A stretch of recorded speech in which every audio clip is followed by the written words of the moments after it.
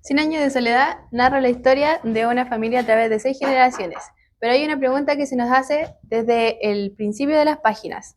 ¿Quién hace posible que esta historia ocurra? Hoy vamos a responder esa pregunta. Nuestro argumento es este. Aunque la historia de los Buendía está construida en torno a grandes proyectos, guerras y pasiones masculinas, son las mujeres de la familia quienes sostienen materialmente el hogar y garantizan la continuidad del linaje. Y más importante aún, es cuando esas mujeres desaparecen, la familia colapsa. Esto no es una coincidencia, es la misma estructura de la novela intentando decirnos algo que García Márquez no dice de forma explícita. Vamos a demostrar esto a través de 3 personajes, Úrsula Iguarán, Fernanda del Carpio y Santa Sofía de la Piedad. 3 mujeres, 3 formas distintas de sostener lo mismo. Una familia que no podría existir sin ellas. En vez de estar preocupado de tus alocadas novelerías, deberías preocuparte de tus hijos. Míralos cómo están, abandonados a la buena de Dios, igual que los burros. Esta escena parece un detalle menor, no lo es. Lo que vemos ahí es mi naturaleza completa del poder como Úrsula. No es un poder institucional, nadie me lo dio, nadie lo legitima formalmente. Es un poder fundado en la responsabilidad práctica y en la claridad moral.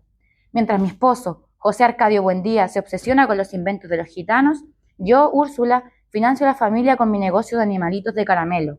Decido agrandar la casa cuando los hijos crecen y crío a más de una generación de Buendías porque los padres nunca están disponibles. Pero hay algo más interesante todavía. Cuando mi marido José Arcadio finalmente enloquece y lo amarran a un árbol en el patio, la casa no se desmorona. Yo sigo administrando con la misma eficiencia. García Márquez nos está diciendo algo con eso. El patriarca era prescindible desde el inicio. La investigadora Trillos Pacheco plantea que el tiempo que los hombres hacen la guerra, las mujeres, encabezadas por Úrsula Iguarán, sostienen y dirigen la estructura social en una reconfiguración del viejo matriarcado. Su protagonismo en la construcción de Macondo es evidente desde las primeras páginas.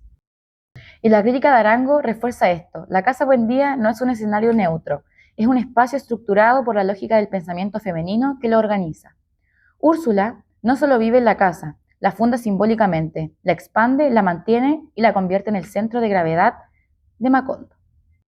El dato más elocuente lo da la propia novela al momento de la muerte de Úrsula.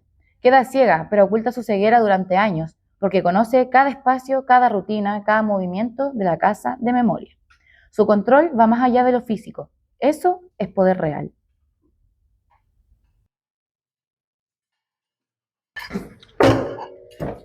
Aquí se come en la mesa, con mantel de lino. No en la cocina, no parados, no cuando uno se le antoje. Como usted diga, Fernanda. A mí, Fernanda del Carpio, suelen leerme como el personaje más antipático de la novela, rígida, autoritaria y religiosa en exceso. Pero cuando la analizamos desde la función que cumple en la estructura familiar, la lectura cambia. Yo llegué a una casa donde mi marido, Aureliano II, dilapida la fortuna en fiestas y celebraciones interminables. Y mientras eso ocurre, tomo el control del orden doméstico, impongo horarios de comida, cuido la educación de mis hijos, administro la casa cuando la autoridad masculina se ha disuelto, completamente en el exceso. Lo que García Márquez nos muestra conmigo es una de las tensiones centrales de la novela. Los hombres representan el impulso hacia el exceso y la dispersión. Las mujeres encarnan la fuerza que intenta contener ese impulso para evitar el colapso. El hogar para Fernanda no es solo un espacio físico, es una institución en que debe mantenerse aunque todo lo demás se derrumba.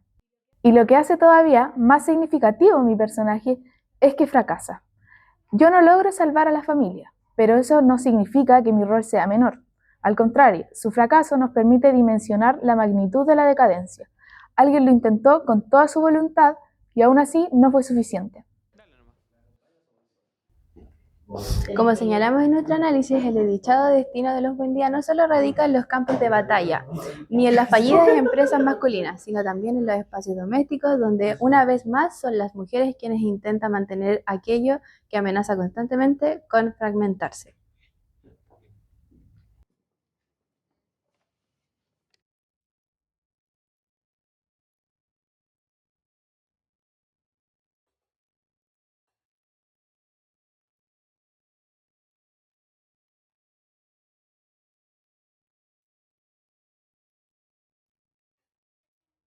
Yo, Santa Sofía de la Piedad, soy el personaje más silencioso de los tres que analizamos y probablemente el menos estudiado por la crítica, lo cual es paradójico porque su función en la novela es tan estructural como la de Úrsula.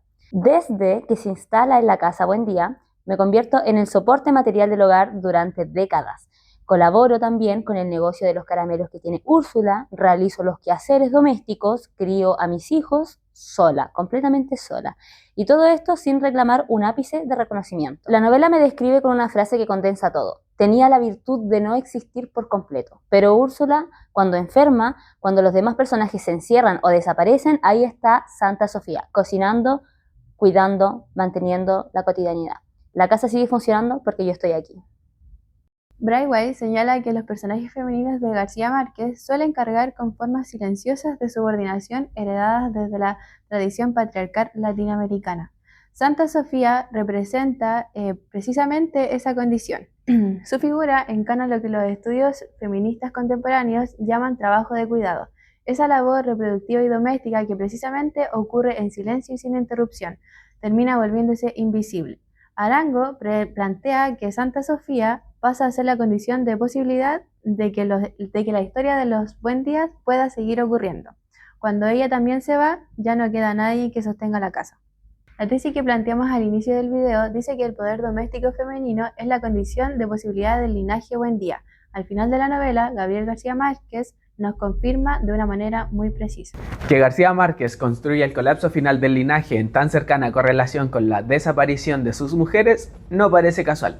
La estructura narrativa de la novela revela que en ese final la dependencia fundamental que los grandes proyectos masculinos, como por ejemplo la fundación del pueblo, las guerras civiles y los festejos permanentes, que siempre tuvieron respecto del poder doméstico que los hacía posibles. Úrsula funda el linaje, Fernanda lo administra en su auge, Santa Sofía lo sostiene en su declive. Las tres juntas demuestran algo que la novela nunca dice, pero todo el tiempo muestra. 100 años de soledad no es solo la historia de una familia, es la historia del precio que pagan las sociedades que invisibilizan el trabajo de quienes las sostienen. Gabriel García Márquez, con toda la precisión del realismo mágico, narra el agotamiento del trabajo femenino. Y en ese agotamiento, el fin de todo lo demás.